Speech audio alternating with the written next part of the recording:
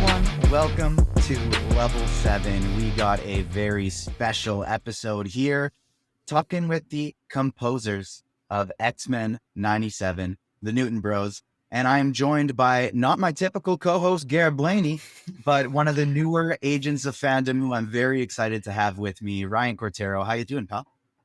I'm doing good. How are you? I'm doing very well, but no one cares about how we are doing. They want to know how our guests are doing. I'm going to toss it to Andy first. Andy, how are you doing? You have one of the coolest backgrounds I've ever seen. Thank you so much for joining us. I'm doing great. Thanks for asking, and thanks for that. Thank you. It's kind of a mess, but I don't like to go get things when I want to hear a sound. So everything is within just a shuffle one way or another. So that's sort of it's a big mess. Taylor's getting me something else that's going to go right here, which is just going to contribute to more chaos soon. But yeah. Yeah, well, you're not hunched over like me. You're not hunched over like me. You got the stand going. You're keeping the good posture. Seems convenient. I like it. This is the closest room I have to soundproof, but I'll send you my little music wall upstairs to this. Got a couple guitars, got a couple keyboards, but it's nowhere near as impressive. The other half of the crew, we are joined by Taylor. How are you doing, sir? Thank you so much for doing this with us. No, thank you for having us. I'm doing very well. Just, living the day, living the dream. The two of you are part of a back-to-back shooting my shot on Twitter and having a swish. First, we talked to Zant, who is, of course, the voice of Rogue in X-Men, the animated series, and will be reprising her role of Rogue in the X-Men 97 reboot that, of course, the two of you are scoring. What was it like taking on something so iconic? I know we can't talk about details yet, and I'm going to hold the two of you with that as soon as it's out. We're going to chat again. But what was it like kind of learning that you were going to be adapting something so iconic, a tune that so many people love so much? Taylor, you want to go first? Sure. Yeah. I mean, I think is being kids, obviously, and growing up with that it's very nostalgic, and you have that nostalgia to it. And when we got wind of the opportunity to try to get that, we jumped at it, being huge X-Men fans. And just to begin with, we've seen all the movies, we have comic books, so it was very, very exciting.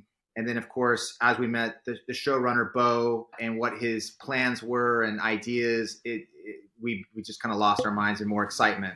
So the storylines and the details is beyond. I'm beyond excited. I wish I could talk about it so badly because it's so awesome. But yeah, we were thrilled. We were thrilled to stretch arm's lengths of the things we normally are allowed to do. So we really got to lean into some really, really cool stuff on the music side.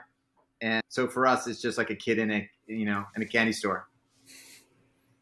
Yeah. How about you, Andy? I think that there's a period of fear that sets in. I mean, really with every project, but especially a project like this. Obviously, Dr. Sleep was another one. It's like, oh, you're doing the sequel to The Shining, no big deal, And I think that the stress is, I mean, Taylor and I are pretty good at putting a lot of stress on ourselves, but then there's no point in stressing about it. It's kind of like you set that aside and just get into the details of the work, like anything. I mean, if you don't know how to dig a pool in your backyard, the only way to do it is to just start digging, and you'll probably fail because there's a lot of, civil engineering that goes into that. But the idea is that just you just kind of dive in and get going with it. The good news on X-Men is that Taylor and I have such a long history with it, just being fans, that it makes it easy to just sort of jump in and have an opinion musically that we can start trying to execute, whether it's right or not, that just kind of goes with the flow of, each day-to-day writing session, but it's very exciting. We're thrilled. So I'm assuming it's this large, incredible resume of work that helped the two of you land X-Men 97. And we got lots of questions about that as well. Ryan's got a specific one about Dr. Sleep coming that I'm very interested to learn about. But while we're still on the topic of X-Men, You say you've been fans for a long time. What was the process like getting this job? Was it somewhere your agents kind of let you know that there was an opening, so and you jumped at it, or did they specifically reach out to you? What was that process like? It was very interesting. No, our agent didn't submit us. It was kind of like, we heard about it through someone else that it was happening, and we had the opportunity to demo. So, which was kind of cool because we were normally thought of as the guys to go for that, but we knew stylistically we would be a perfect match. And so when we had the opportunity, they gave us, some scenes to demo to, and we wrote some demos and sent them in, and they responded very positively. And the process took a while, and then you do an interview, and there's a bunch of things that have to happen, and then we got the call back that we were going to be doing it, and of course that's where the excitement began. No kidding. And Andy, I'll throw this one to you first. For me personally, like my fandom began with Spider-Man the animated series in the 90s, and then X-Men the animated series was number 2 right behind it. I'd watch every single episode, and for me, when Disney Plus dropped, that was more exciting than all the new shows that were coming, was finally having a place to rewatch all of my old favorites. You said you'd both been X-Men fans and kind of fans of the genre for a long time. Walk me through that road. Where did it all start for you? So I have a pretty funny story actually about that. When I was, this is super annoying to say and it dates me, but I had a paper out when I was young here in Los Angeles, in Pasadena. I delivered the Star News, and I was big into my bike. I would go everywhere on my bike before I could drive. And one of the places I would go was to this bookstore in Pasadena, and they had comics. And at the time, actually, it had moved into X Factor, and I was an X-Men fan prior, but only from the old comics, and then got into X Factor, which then obviously like got me into the animated series when it came out a few years later. Strangely, like within that same time, I got really into ElfQuest too, which I know is totally different, but like that was sort of my like launching ground into the world of comics. And that kind of started in the in the 80s for me. And I think the thing about X-Men though that was so interesting was that it was so rich and interesting, especially at that age. I mean, I don't know how it would be for an adult who knows nothing about X-Men to like do a crash course in the whole world, because I feel like being young and having all of those stories land on your brain and everything that's going on it shapes you. It like truly like shapes like part of like who you are, Anyway, that's a much longer answer than you wanted, but that was sort of the kickoff to my whole like wild adventure. And I still have actually those comics. I still have those. I used to keep them in cereal boxes. So when we got this, I was like, God, I wonder which ones I still have. I still have all of them, and they're all in old cereal boxes that I used to store them in and keep them in the sleeves. So yeah, this has been really exciting. Look, it's 4 hours before Monday Night Football starts, so I'm not going to stop you. If you got a long answer, you just keep rolling, man. I got nowhere to be. Tell about you, Taylor, because this is such an exciting time to be an X-Men fan. Like we just talked Norzan about the reboots, and not just about the enjoyment of the show, but how deep the show was, how it dives into social issues, and trolls who are out on the internet complaining about She-Hulk and Ms. Marvel or whatever it is being too woke, in quotations, for those who are listening to this in podcast form. They're going to be in for a rude awakening when some more X-Men content in the MCU, because that's what it's been birthed on. We also had an interview with David Hayter, who was the writer of 2002's X-Men film. And so this is a good time for X-Men. We got Wolverine coming back in the Deadpool movie. It's 100%. This is our time, and you guys are at the center of it. Tell me where it all began. For me, it was interesting. I started off actually big into Superman. That's where I got into sort of superheroes early on. The very, very Christopher Reeve Superman. That's when I started into it, and then that led me into X-Men. and I watched it. I was obsessed with it. I was pretty young, and then I kind of, as that ended, there was nothing else really to grab onto, so I just went to sleep, sort of. And then the movies came out, and I was super excited for all the films. And of course, I knew a little bit of the comics, and I had a little bit, and of course, I had the series to be based off of some stuff. So I was liking some things about the films, some things I wasn't, like probably a lot of everybody. But overall, I was just so pumped, and I really gravitated towards X-Men because of just the team of these incredible people with all these sort of these different personalities, and how it dealt with sort of these two best friends, that one was trying to, help the humans and the mutants. The other one is basically saying, they're killing us, and the humans are basically are a dying breed. And I just was fascinated by the sort of world that laid out for life. And I was older by then for the film, so I couldn't get enough of them. And that's kind of how I got started into it. I just absolutely loved it. I love the concept of what you could do creatively with the music and visual effects and the characters, and it was really, really amazing. And to answer your question about fans and their comments about She-Hulk and these different projects, I can tell you that the gentleman who is running X-Men Bo,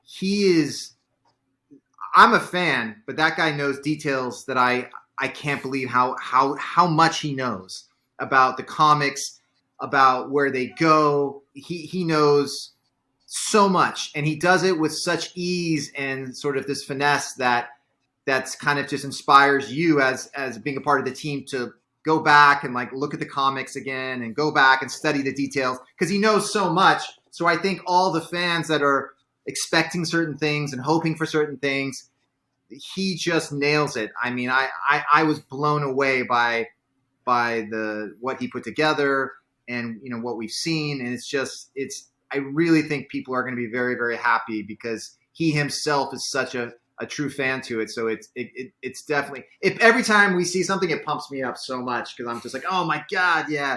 So it's very, very exciting. Give me what your reaction was like to finding out that Hugh Jackman was coming back for Deadpool 3. Me or Andy? Yeah, you just because when you I love Wolverine. I have a special place. He's not my first choice, but as far as characters of the Marvel universe, but I definitely love, his character and kind of how he's portrayed. And I think Hugh did his own sort of thing on it, and it's awesome, and I love him, especially in the last one. Logan was just like, that was just amazing, and he's just a phenomenal actor, and it seems like a great guy too. So the fact that he sort of, I heard, Logan was supposed to be the last one. I thought he put down the claws for that one, so to speak. But I tried to sort of like find information about it through the channel, and I haven't heard back yet. But I'm trying to get the details, of course, being a fan, and I have not heard yet anything. But I'm very excited to see, and I know too, Ryan Reynolds has been like pushing on that for years. So I imagine it's going to be really something extraordinary, because he's such a fan too. So I'm trying not to get too excited, because it's such a, when movies are made, they take so long. So I get like antsy, like even for our show, like I'm antsy to see it all, I absolutely can't wait. And that kind of leads me right into my next question before I put over here to Ryan to dive more into the horror aspect of your careers. And you brought up how that wouldn't necessarily, Wolverine wouldn't necessarily be your first choice of Marvel character. You've both had careers that are filled with not only your own achievements, but you worked with legendary composers such as Hans Zimmer, Danny Elfman, who are no stranger to scoring superhero projects. I'll throw this one to Andy first. What would be your dream superhero project to score? Oh. Yeah. Answer that one. Yeah. Good luck. Enjoy. I mean, I think that the dream would be anything in, the X-Men universe, about answer. any. I mean, because really, here's a good example. Taylor and I, when we first found out we were going to be on the show, Bo was talking to us on Zoom and asked us who our favorite characters were. And of course we had answers. But that answer I'm finding changes the same way like your favorite song changes. You might have like your top 10 of like these songs I will always love. But like your favorite of the day. I told Taylor last week, I think I told you this, buddy, last week. I was like, you know what character I don't think I've ever like spoken in like out loud and said that I love? Beast. Like I feel like Beast has always been there, and we know all the storylines, but like my point to Taylor was like the idea of like the academic who's like always like engaged and like trying to like positively like find an answer, and so I know the question was the ideal project to score. My answer is like, I guess it kind of changes, but anything in this universe really, really excites me because it's so just rich and deep, and there's emotion and tragedy and trauma and excitement, and like a big bubble of hope around all of that, until the bubble pops. But I think that in that, like, I don't think I have a specific answer, but the dream would be like, an X-Men film in the universe. And so that is a Not an great exciting answer for two reasons. One, because you're working on an X-Men project right now. It helps build the hype. But two, as we're expecting an X-Men project in the MCU, some type of mutant project in the MCU sometime in the future. So this, I'm assuming the excellent job you're going to do with X-Men 93 will keep your name in the conversation, but we'll do that as well. X-Men 93 composers would love to, the dream is to direct X-Men film in MCU. We'll prop it up. Oh man, the problem is I like too many other things. I do have a favorite character that has pretty much stayed though, which is Magneto. Just because he's sort of the villain and the hero in a lot of ways. You love to hate him, and you also understand based on his past. So that's kind of been my first character that I've just always loved. But as far as films go, yeah, I would love to see the X-Men universe sort of expand. There's so much you could do. There's also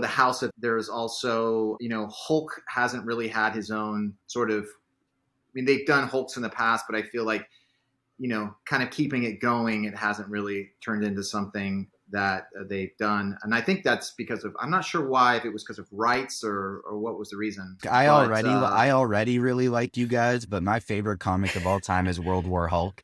If that ever comes to fruition and the two of you are scoring it, I will be doing my very best to become your closest friends. Yeah, if you're looking for a third Newton bro. Yeah, no, I love it. Yeah, I'd love to see. There's so many different characters that I'd love to see come forward, and I would really like to see some of the sort of the characters we're used to, the Iron Mans, the Spider-Man, the Hulk, sort of have the mutant interaction with things. I would love to see the crossover because it's in the comics and it's done so well, and it's so exciting to see sort of those characters, going against each other and supporting each other, different ones. But I'd love to see that. That's what I'd love to see.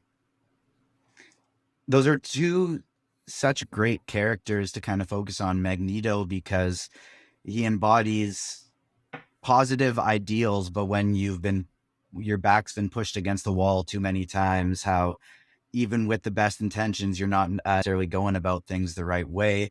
And Beast is a character that I've always just appreciated his mindset, because he embodies something that, I've worked on my whole life that I used to be pretty terrible at. And that's, I feel like a lot of us struggle with always wanting to be right. We need to argue our opinions to prove to people how right we are. And Beast embodies, well, you'll be right more at the end of the day if you listen to as many perspectives as possible. If you listen and you learn, you're going to be more right at the beginning of the day than you were at the end of the day. So my last question before I toss it to Ryan, while we sticking with mutants and such before we switch it over to fully horror side of things. You guys have brought up how you felt like your skill sets were perfectly suited for this project.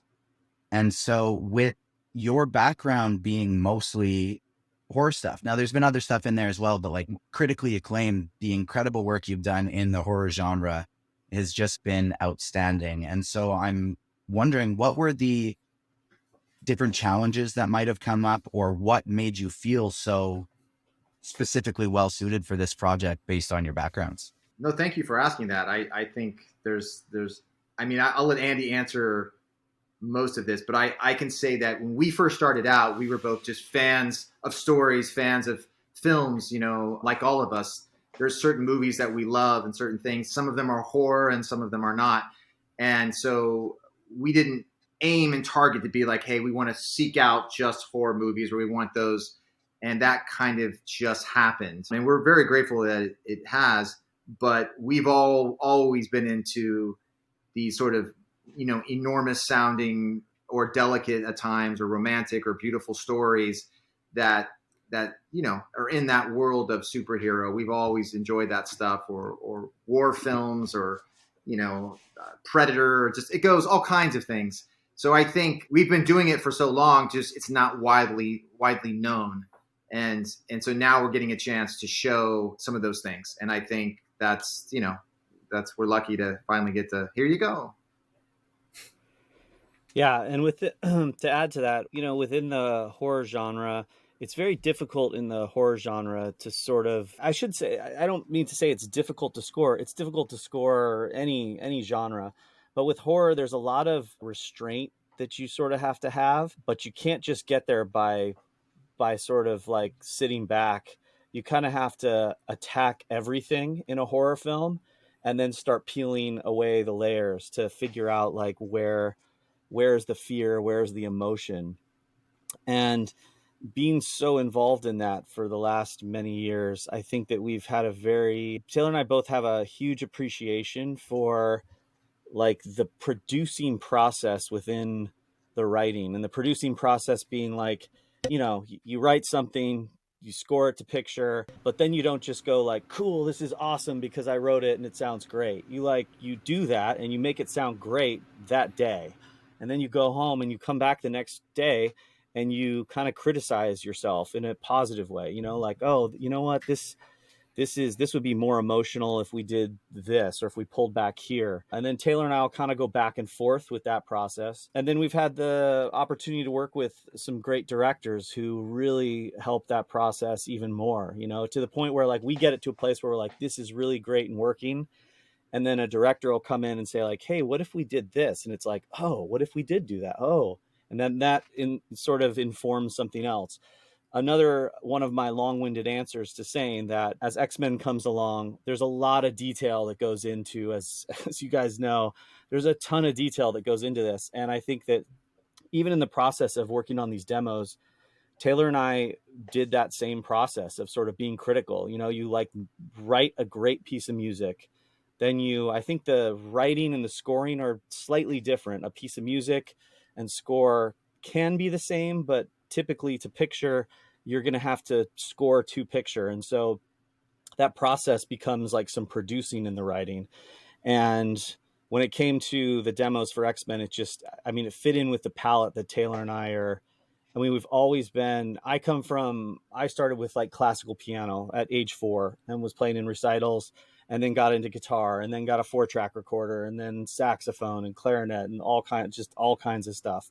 Just out of like, not that I was great at all those things, but like I was excited about them.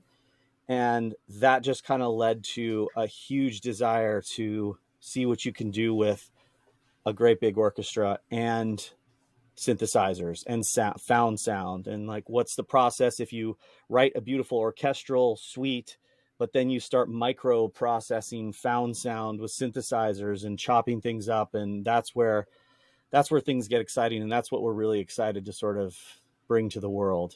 That was a really long answer. Sorry. No, not at all. I think you you even answered like some of the questions that we have coming up as well. So I Yeah, appreciate sorry, I that. didn't mean to. I didn't mean to do that. Sorry. How dare you? No, no, no, that's good. No. Cool. It was really insightful stuff. Cool. So, we already talked about, the process of composing these scores for, for horror and even going for X-Men 97. And, one of the things about horror is that viewers have picked up on that when the music starts to pick up or slow down or get quiet in a horror genre, they know something's coming. So for you two working in the horror genre, what's it like to kind of play with the audience's ease of mind whenever that comes up? Try to surprise them with a scare through your music. Yeah, I think silence is always the key. Keeping, as you said, things change up and down. And as a viewer or watcher, people tend to get sensitive to large amounts of music. So if it's a heavy amount, like you've seen an action movie, if it's always busy, when something happens, it doesn't feel like a massive change because you're just so used to it. So I think with scary music in general, you want to have a moment where the listeners had quite a bit of silence. So that way, when something impacts, it's very impactful. And I think that's the key to that ingredient. And I think I can't speak for Andy on this, but in general, I don't think we're both huge fans of jump scares, but when they do happen, I think that is a strategy. We've been lucky enough to work with so many great directors in the horror genre. And one thing that they tend to do that I really admire is they'll use, the door creak or the handle opening or something other than music to create that sort of perception of, oh my God. And so, rather than just slamming a massive amount of music, That makes sense. And I got a question that I'll throw to one of you quick, but just for, I guess, for the purpose of going back and forth, I'll throw it to Andy. We've been interviewing a lot of composers lately. We talked to David Buckley, who scored The Sandman. I recently just talked to Ian Hultquist, who did Rosaline, which is now streaming on Disney Plus. And Yeah. I didn't really have the guts to ask this question to either of them because I kind of feel foolish with it. But what is like the beginning process like before you even start? Do you watch a movie with literally no music, no sound, and go, this is what I would want here, this is what I would want here? Do you start with an idea before you see anything? Like, what's step one?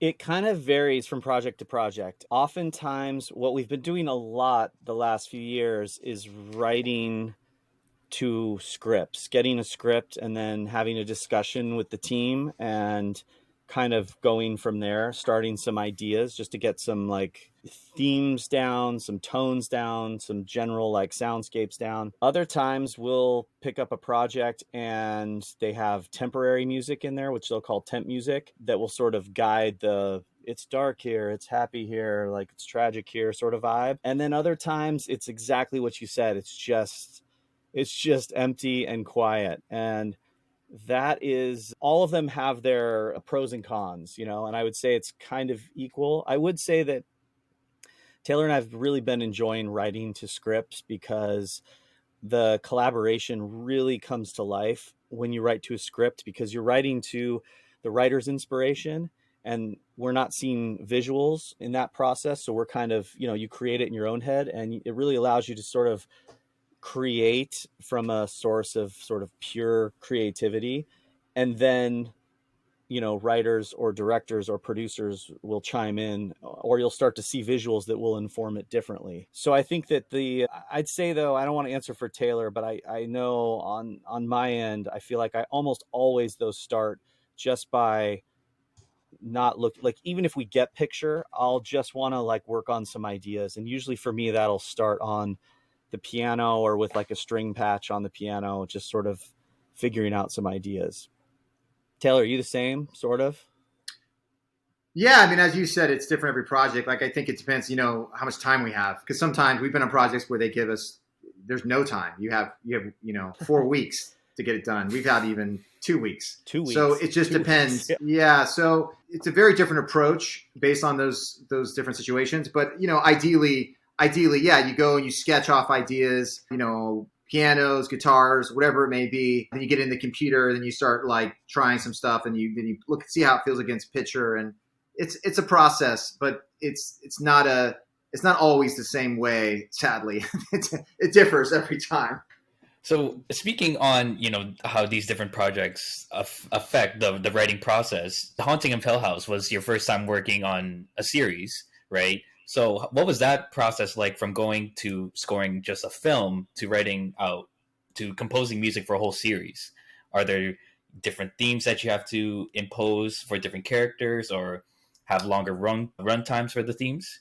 We did some other shows before that one, but that one obviously got a lot of notoriety. But yeah, that show was also very different. I feel like the showrunner, the creator, Mike Flanagan, lost like 30 pounds, and he like poured his heart and soul into that show, and it's just amazing what he wrote. But yeah, I would say that show, we treated like a film, like a long film. So we started on script, as Andy said, and then we lucky enough we had the time to start on several themes and pieces of music, and then we went back and forth with Mike in very, very specific detail, as he typically, when he works on a project, he is very detail oriented. So we went back and forth with him on that, and then that could have led to what we ended up working with in the film. So in the series. So it was a process, but most television series aren't usually done. That's not usually the approach because of time, scheduling. He was filming while we were writing, so we had started quite a bit earlier. And that's not usually when you're brought in for scoring a project, is that early. So we were very fortunate enough to be able to do that with him. All right. So, so you just brought up Mike Flanagan, and you two have been working with him for over a decade now, ever since Oculus back in 2013, 2014. What's that collaboration like, having him always call you up every time he has a new project going on? I made the it's joke about awesome. me being the third Newton brother, but I mean, it's got to be him at this point. Like, you guys have been together forever. Yeah, we've talked about like gifting him something that's like Newton brother. Yeah, it's a thrill, because honestly, like we never want to put expectations on any of it, so with each project, we're very grateful for that phone call. You know what I mean? We don't ever want to just assume anything. So every time we get that call from Mike and from his producing partner Trevor Macy, we're very grateful for the opportunity, because we really appreciate the stories that they tell, and they give us a lot of rope to hang ourselves. They just kind of like, they'll tell us like, here's what's going on, and then they're off to go shoot, and we'll go off to write, and then we'll sit down and have a playback session or a spotting session and go through things, and we get into it. And it's really it's funny, there's such a shorthand now. I feel like, I'm sure Mike knows how we are. We've never actually asked him, but I'm sure he knows how we are, in the same way that we kind of know, like, when he's busy, like, hey, let's just get to what needs to get done. And we have a real good shorthand even in email notes now, especially with COVID, and he was shooting in Canada, so like there wasn't the opportunity. We used to always have these like sit downs. He and Trevor would come over to the studio, we'd play through the project, we'd talk about it, we'd like have pizza, talk about it more, move things. Mike would sit at the piano and play things. Like, it was a very sort of involved process together. And I think it's nice having that base, because now, we might just get a text from Mike like, hey guys, in this scene, I really love this, but I really don't love this. Can you make it, more red, or can you make it bigger, small, whatever, and there's not a whole, it doesn't have to be a whole thing, which has been really, it's nice. He's it feels like a family member. He is a family member, really. That's amazing. And Andy, you brought up earlier how Doctor Sleep was, it was a little ambitious of a project, the sequel to The Shining. Obviously, there's a lot of connotations around that, and Stephen King, the author, obviously he has some issues with The Shining film by Stanley Kubrick, and he's been very vocal about that. So when Mike Flanagan signed on for this project, he mentioned how he was trying to balance the ideas of it being an adaptation of Stephen King's novel while also being a sequel to Stanley Kubrick's movie. So how was that for you two, having to balance these different ideas, these different visions for Doctor Sleep? Taylor, you gave one of these so I want to hear your take first. I I just think that that's a very hard thing that you just said. Think about it from Mike's perspective. He has to get approval from the Kubrick estate, from King, and from Warner Brothers, all to get them all in love with the same idea, story. I can only imagine the pressure that one would feel before you even shoot just that script. And I remember reading it being like, oh my God, like, I don't know how you did this. And then the studio was very excited, and King was, everybody was super excited.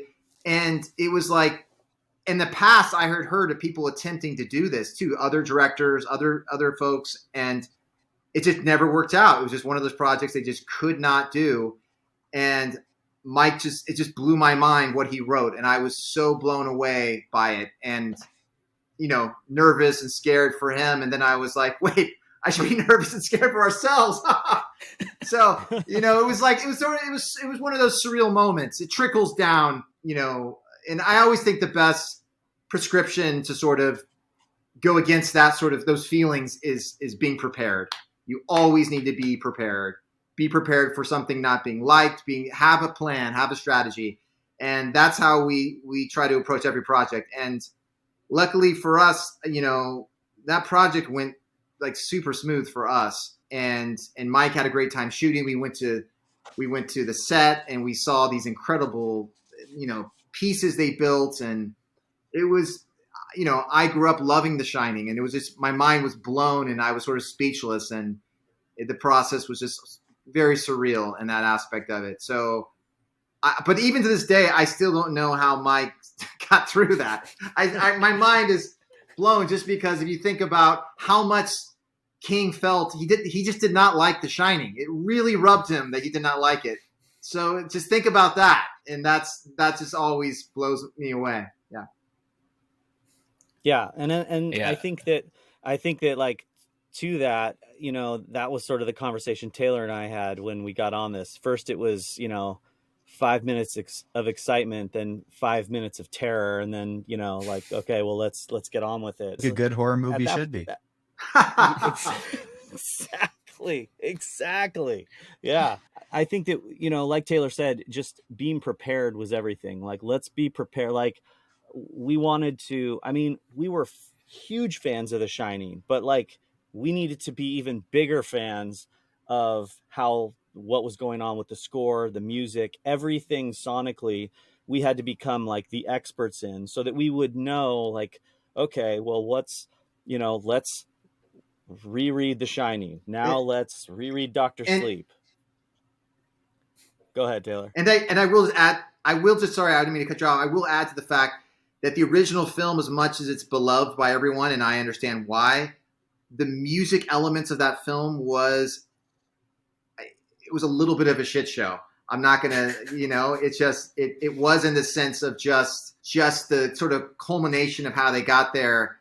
And I don't know if it's crazy genius or if it was just like wildness, and not from the composer. I mean, the composer, she did great job, but just from the sort of the selection and the way they ended up putting it all together, it's just, because we studied that aspect of it, and it just was just like, wow, Yeah, so we found a cue sheet from the original movie. Now, a cue sheet like lists the cues, right? Like cue number 1, like Taylor kills Andy. Cue number 2, Andy comes back to life, etc. Right? Like that's the cue sheet, and usually it'll say like it's 2 minutes long, whatever. It's like so there was a handwritten cue sheet that we found from the film.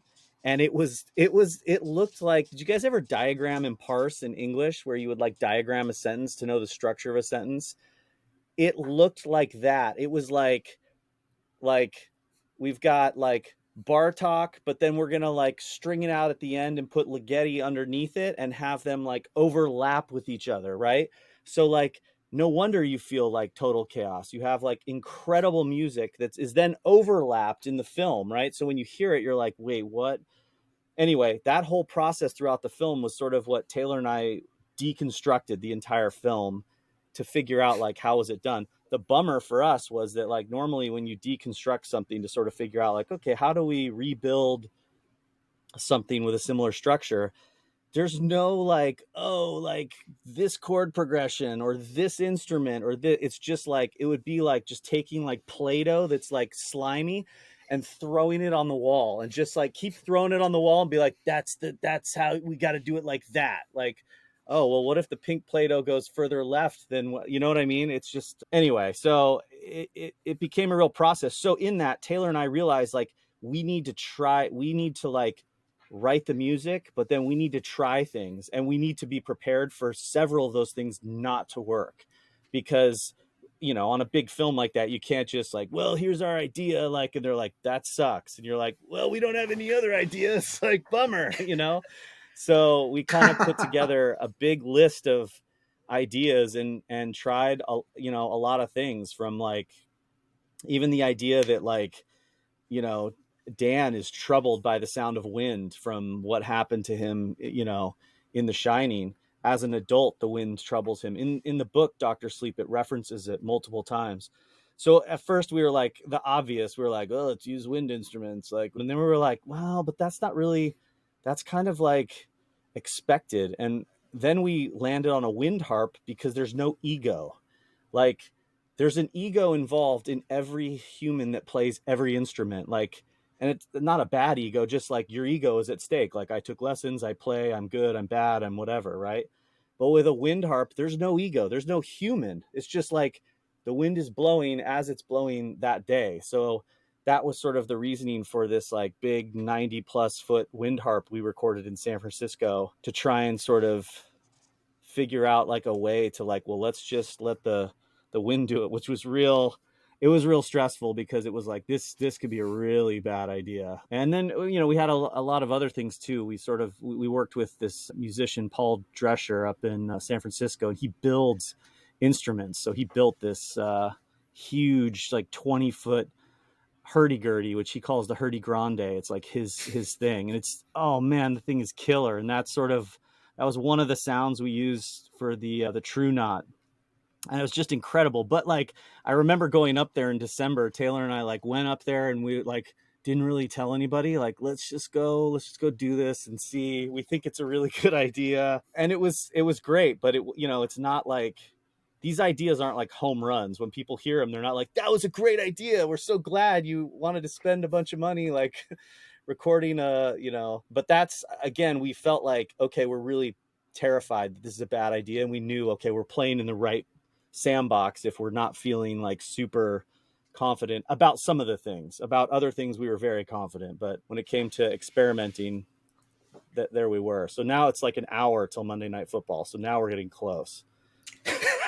Just kidding. This That was a long time answer. we've spent so far, to me, it kind of all seems to be leading to a point, and I want to know if it's entered either of your minds, because I feel like it has to have at this point. You're both so incredibly talented from a musical standpoint, but it's pretty clear to me that it extends past just musical gifts, and you have such a clear understanding for how movies are made and creativity. You work so close hand in hand with a director that is your close friend for years. A couple weeks ago, the bar was just set by Michael Giacchino, with Werewolf by Night directing and composing the same movie, and it was a smash. It's incredible. Has that crossed your mind? Is that something you're looking to take on, directing and composing at the same time? For me, I mean, directing isn't so much a thing. Anything I'd ever do would probably be producing. I love stories, and helping bring a story to life would be something I would consider. So I would probably say no to the directing. But Andy, what about you? I don't know, that it kind of terrifies me, and I don't know if that means that that's something I should do, in the same way that like swimming with sharks terrifies me. So I feel like I have to do that at some point. But yeah, I'm really interested in the writing process, but I also know that, yeah, I don't think we could have, I don't think I could ever, even if I wanted to direct, I don't know that I'd, at least not yet. I don't think I have the courage to say it out loud, because I don't think that it's such a, there's so much involved, that I don't know. It would be fun. After Fun to do it'd be really terrifying. And I don't think I have the skill set to do it, but writing is something I'd like to like help out in the writing process for sure. I mean, I feel like it's pretty fair after me telling you I'm going to headline you with X-Men 97 composers want to do the score for X-Men movie, but won't do it again for the Newton brothers want to direct the next X-Men movie. I won't throw that one in there. Yes, please. Let's avoid that one. Yes. Yeah, we'll avoid that one. Don't worry about that. We'll I like you guys. I won't throw anything like that out there. But I do think I might be downplaying the skill set a little bit, because I mean, nowhere near to the same extent, but I and my family come from a musical background. My sister, phenomenal piano player, and her big thing was always the ability to just learn and sight read and absorb. And she was just so talented. But even the way, Taylor, you described the way the inner makings of how the movies are made. Andy, the way you described that a wind harp has no ego, and that's specifically why you selected that, goes far beyond just the music in a movie, and kind of goes into the depths of creative storytelling. So I think both of you would definitely kind of have the, I don't, if you don't want to, that's a different thing. But if you did want to, I think you both have the skill set to dive into full on movie making. Oh, thank you. Man, that's I really nice of you to say.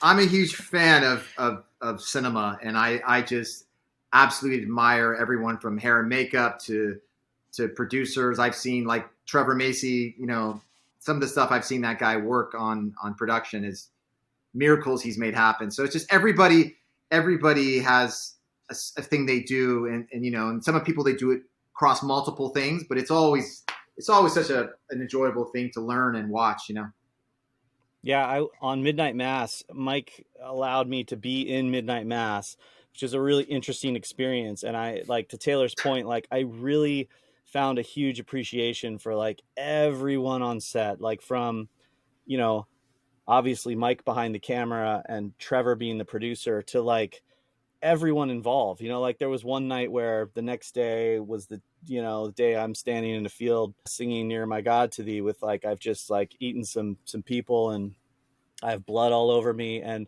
I show up to the trailer in the morning and I have like, these 3 outfits, that all have like different variations of the amount of blood on them. Like, and I just thought like, man, like, costumer last night was like staying up, like designing like the blood and the blood splatter on the side of my sweater, and the dealing with hair, and like Matt Bydell, who had a huge beard in Midnight Mass, and towards the end he's got blood in that beard a lot of the time.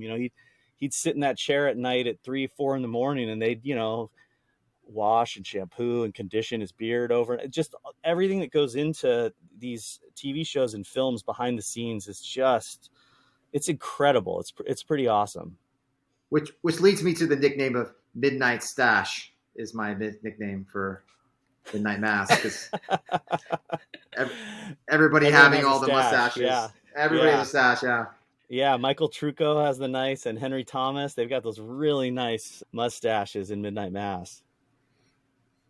Oh yeah, and I think Raul, awesome. I think he shaved the rest of. I think Raul just had the mustache too as the sheriff, didn't he? I thought he had a full beard, but yeah. New headline: talking mustaches with the Newton brothers. I believe, Ryan, you had one more question about the genre and one of the projects before I take us out of here. Yeah, so the most recent project you two have worked on is The Midnight Club, and that's based on the 94 novel that takes place during that era. And a lot of the licensed music in the series is from that era as well. So for when making the score for The Midnight Club, did you take any inspirations from 90s films, any horror, or just teenage young adult novel films from that era when composing the score? Yeah, we did. We definitely took into consideration. I think we wanted strong melodies for certain things, and obviously it's a story within a story of these kids telling stories. So that was really fun to be able to have the different shifts of different genres. I don't think, I can't speak for Andy, but I don't think we've done a project where we've done like 7 or 8 genres of music in one show. That's never happened. So that was a lot of fun to switch from noir to this sort of fantasy to horror. It's just all this different stuff.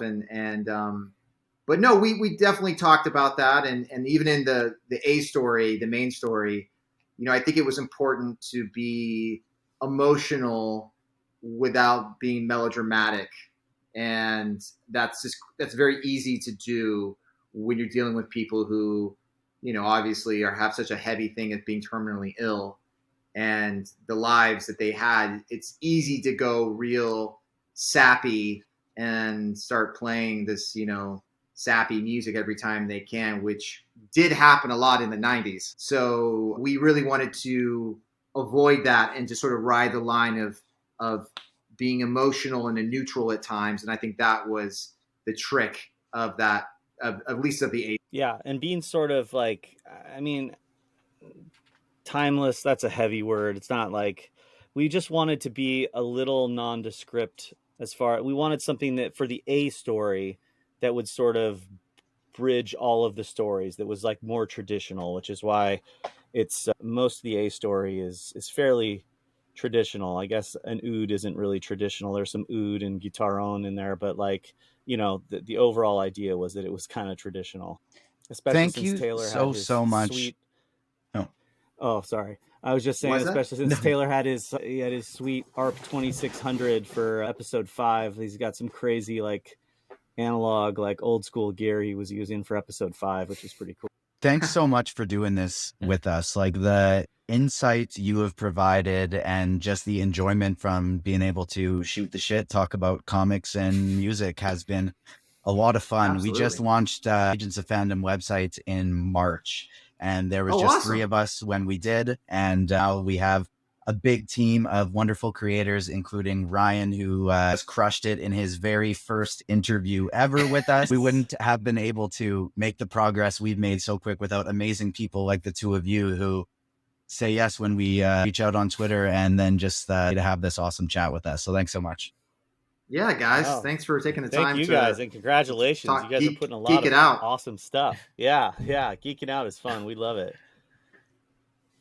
Well, you guys made the mistake of saying we'll talk again when you're allowed to talk X-Men, because not only will there be Geeking Out round 2, but the last person to suggest come back for a round 2 when they're allowed to talk about something was Anjali Bhimani, who played Auntie Ruby in Ms. Marvel. And she came and talked with us after episode 1, and she said, we'll have to come back and talk after the finale. And not only did she do that, but I've invited her to my wedding, and we're best friends now. So you may have made a little bit of a mistake offering to come back on, but we are super, super thankful for it. Congratulations. We'd be grateful. That would be a lot of fun. Awesome. Well, this interview you'll be able to find up on the Agents of Fandom YouTube page, as well as wherever you get your podcasts. We're plastering it all over the socials. It's Agents of Fandom on all of them, except for Twitter. It's at Agents Fandom. If you're watching this in YouTube form, thank you so much doing it, but make sure you hit the like button. Make sure you follow, subscribe, all those fun things. Andy and Taylor, what can you help us with? Where can the people either find you on socials, or is there something that you need them to go watch right now? They're involved in something like that. Yeah, I think they can go to Twitter, the Newton Brothers on Twitter, and the same thing, it's the Newton Brothers on Instagram, but I think it's a 3 instead of an E at the end. And then they should check out The Midnight Club, which is on Netflix right now. We have The Devil's Hour coming out the 28th of October on Amazon. And then we have The Fall of the House of Usher, which is, I don't know when it's coming out, but it's I feel like it will happen sometime next year. I don't know. Sometime next year, yeah. I don't know when, yeah. I just got an email about it. They don't tell us that. They don't tell us those dates. But lots of good stuff coming. So yeah, we're very excited. Well, that'll do it for this week's episode, this week's special edition. We'll be back later in the week with our friend Liam Crowley from comicbook.com talking some Andor, and that'll do it. Thank you so much. Peace.